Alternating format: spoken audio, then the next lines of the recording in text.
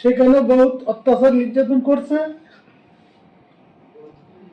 যে আল্লাহ হয়তো যে বাঁচিয়ে রাখছে আমাদেরকে।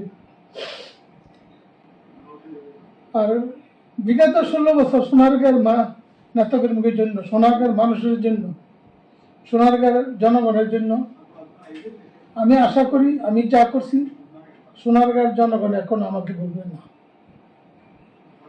আপনারা হয়তো সামাজিক প্রতিষ্ঠানে আমার সমর্থ অনুবাদে আমার যতটুকু দরকার ওয়াজ মাহফিলে, মাদ্রাসায়, মসজিদে, এতিমখানা আমার কিছু না কিছু অনুদান আছে।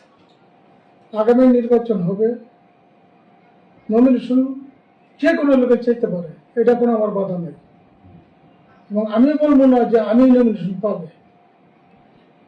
নারায়ণগঞ্জ 3 আপনাদের সিদ্ধিরগঞ্জ সোনারগাঁও সহ নারায়ণগঞ্জ 3 আসন, যেটা দল যাকে নমিনেশন দেয় আমরা সবাই মিলে তাকে তার নির্বাচনী করুন। ফার্স্ট পিলার লাগাতো আমি, যদি আল্লাহ আমার উপরে দয়া করে নমিনেশনের ব্যাপারে আমি 100 বার আশাবাদী,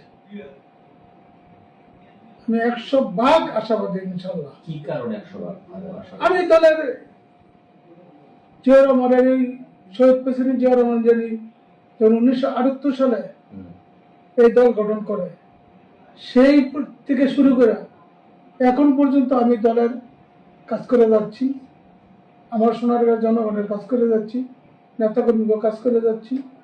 এই হিসাবে আমি আশাবাদী আমি ইনশাল্লাহ নমিনেশন পাবো।